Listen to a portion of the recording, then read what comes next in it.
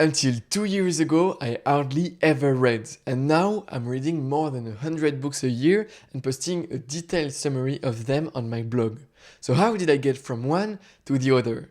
Well, simply through an habit. Unfortunately, the book Atomic Habits reveals us the secret of building a good habit. That's what I'm going to share with you in this video. But first, I would like to share with you a few main advices about how to read more books. Well, the first advice I would like to share with you is read for at least 30 minutes at a time. Because most people in the personal development world will tell you, yeah, you just have to read at least 2 minutes a day. But in my personal experience, it just doesn't work. Why? Well, because if you have a 300 pages book, in 2 minutes, if you don't read a lot, you will read 2 or 3 pages. So that means that you're going to spend 100 days to finish your book.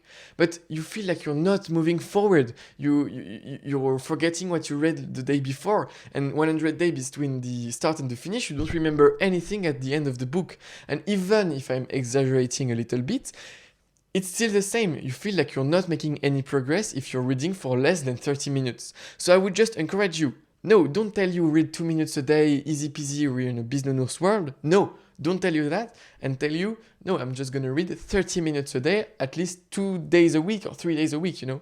It's fine like this, and put it in your calendar, put 30 minutes of reading in your calendar, and this will work. But just read for at least 30 minutes. The second point is take notes. Yeah, because taking notes takes a little bit of time, yeah.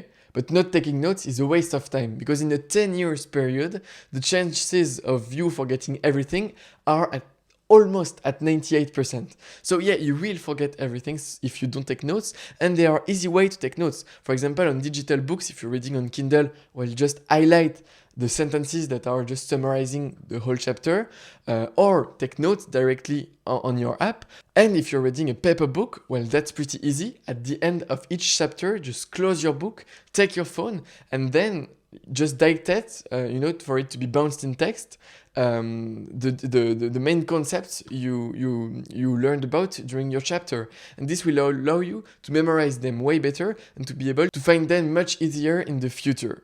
So that was the second advice, just take notes, else you're just losing your time. And it will feel much more gratificating to have something at the end, to have a note. Because having a note is like an achievement, an accomplishment, And then the third point is meditate.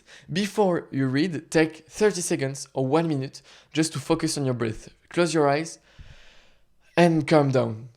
Because if you're going straight from an activity like cooking or talking with friends to an activity of reading, you will have a lot of thoughts going through your mind, and you will never be able to focus for a long period of time, for 30 minutes, and so it will not be enjoyable. So take those 30 seconds to 1 minute to really focus, and then you can read. And that would be my advice.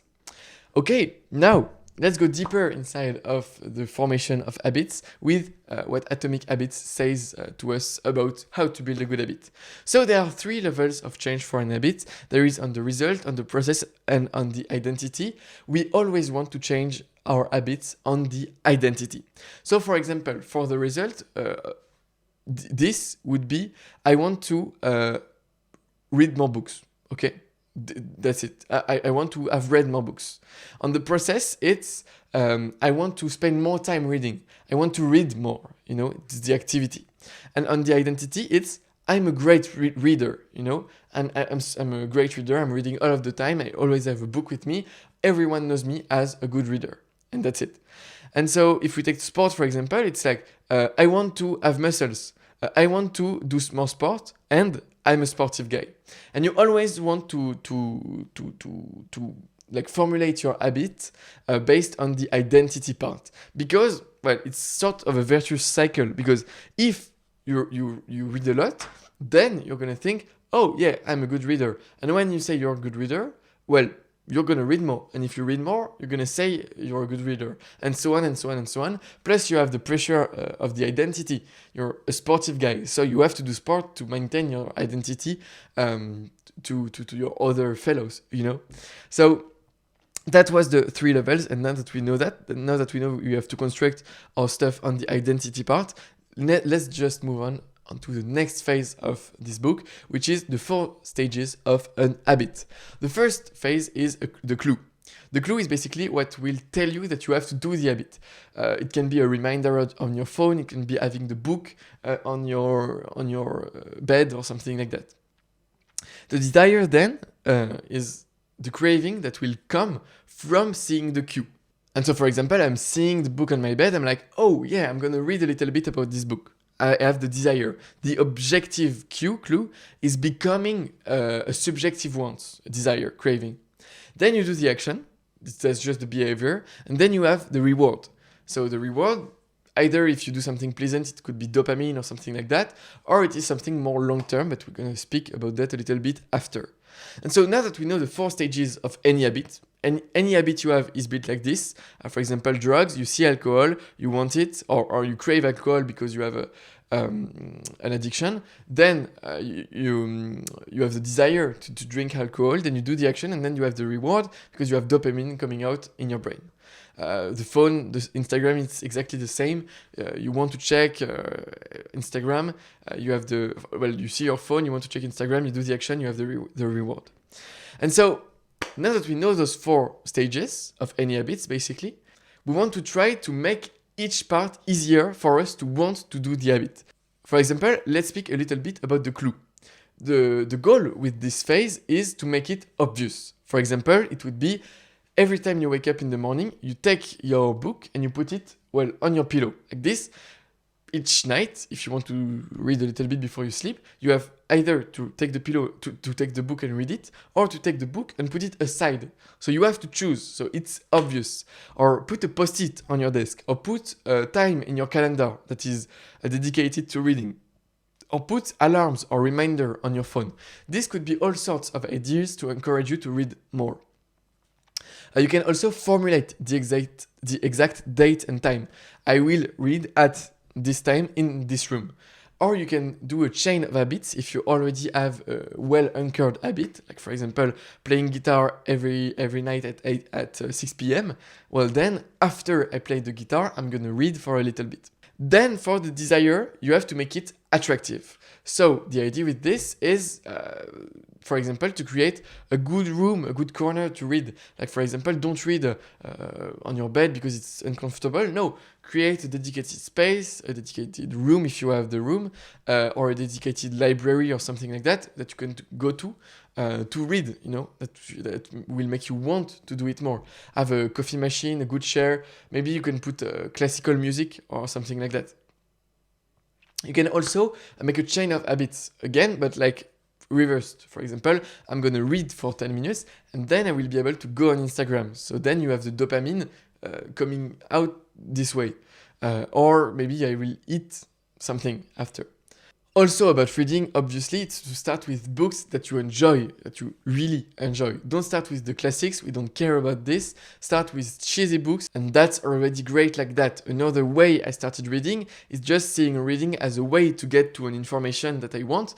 It was just basically, I want to learn, for example, about productivity, so I have to read books about productivity. But I wanted the outcome, and so the process was much easier to do. I wanted to do it because I wanted the outcome, and then, let's move on to the action. The goal is to make it easy. So, design your environment. You can just put every distraction aside. And you also have to remember that motivation comes while doing the action. So you have to start doing the action and then you will have the motivation to continue doing the action. So reduce the friction a maximum by having already your reading corner set up with your book opened, with the right light, with the right music and everything. And this way you will just force yourself a little bit, but there is not too much friction, so it's okay. You will just force yourself a little bit to go on your chair and starting reading the book, and after the motivation will come, but lower the friction. And then the last part about the reward is just to make it pleasant. And to make it pleasant could be to turn a long-term outcome into a short-term outcome. So for example, if your outcome was having read a book, then your outcome that you want for this session could be having read 30 pages. And this makes it much easier for you to read books. And other tips that James Clear gives in his book is one, having a habit tracker, meaning every time you do a habit, you cross a little square, and this way you don't want to lose the streak you have going on. You can even do it with your friends. This way they will just encourage you to do your habit for you not to break your streak. And also you can have partners to make you accountable for them.